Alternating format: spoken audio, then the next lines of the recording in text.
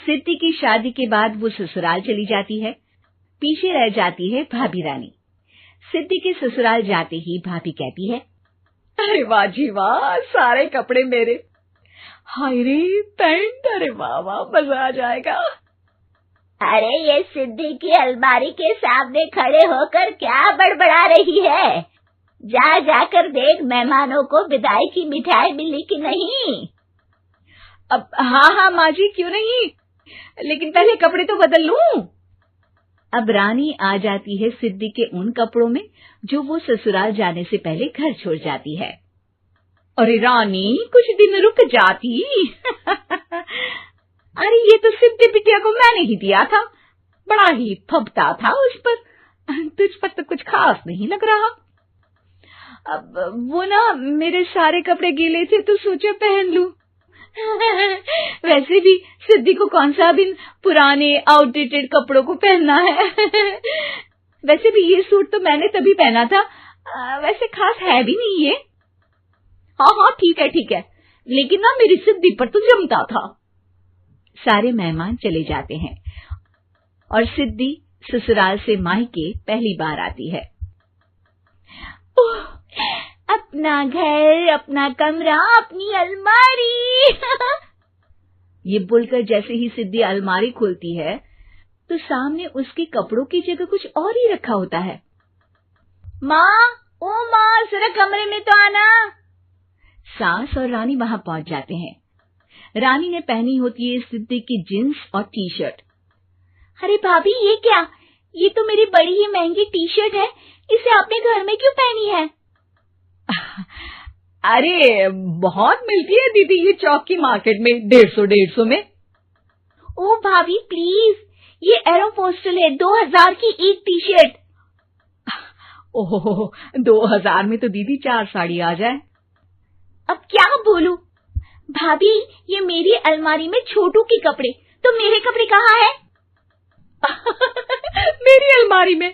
अब दीदी आपको कौन से पुराने कपड़े पहनने थे? माना भाभी, लेकिन मैं जब घर आती तो यही सब पहनती ना। अरे तुम तो बड़ी कंजूस हो दीदी। खैर, वक्त आता है जब सिद्धि ससुराल के लिए रवाना हो रही होती है। अरे रानी, अंदर से सिद्धि का गिफ्ट ले आ, लड़की पहली बार ससुराल से मायके आई है। रानी अंदर जाती है और एक सिंपल सी साड़ी लेकर बाहर आ जाती है। ये लीजिए माँ जी। सास बेटी को गिफ्ट देकर ससुराल भेजती है। अगले दिन रानी एक सुंदर सी साड़ी पहनकर सामने आती है। अरे रानी, ये तो वो साड़ी है जो मैंने सिद्धि को देने के लिए दी थी जब वो ससुराल ले जाती, लेकिन ये तूने कैसे पहन ली? अरे माँ जी, ये साड़ी तो मुझे बहुत पहले से ही पसंद थी, लेकिन चिंता ना करिए, मैंने सिद्धि के लिए भी अच्छी सी साड़ी दी है। हाँ। तभी सिद्धि का फोन आता है।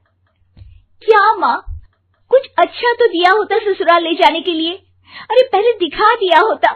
यूं चमकते हुए पैकेट में नौकरानी वाली साड़ी मत दिया करो माँ। अरे बेटे, वो तेरी भाभी ने ना गलती से उससे पैकेट बदल गया। हाँ, मैं कल ही तेरे भाई के हाथ से तेरा वाला पैकेट भेज दूंगी। अरे रहने दो माँ, आई एम श्योर भाभी ने अभी वही साड़ी पहनी होगी जो तुमने मेरे लिए रखी थी।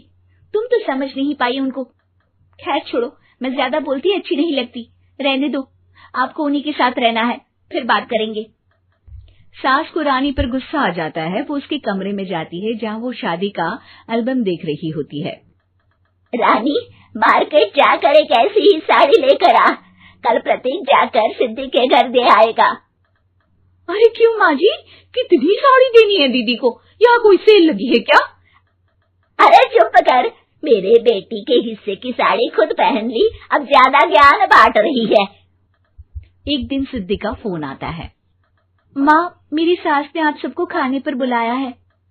सारे लोग सिद्धि के ससुराल पहुँचते हैं। खाना खाकर वो लोग निकल रहे होते हैं कि सिद्धि की सास सभी को गिफ्ट देती है। अरे बहन जी, बेटी के घर का खाना खा लिया, यही बहुत है जो आप ऊपर से गिफ्ट भी दे रही है। अरे बहन जी, आप भी कहाँ इन बातों पर विश्वास कर रही हैं। सास सभी को गिफ्ट देती है, लेकिन रानी को जो साड़ी देती है वो अजीब सी हरे रंग की लाल रंग के बड़ी छाप वाली होती है। अरे छी, ये कौन पहनेगा? सासू माँ को तो जरी वाली इतनी सुंदर, और मेरे लिए ये नौकरानी वाली।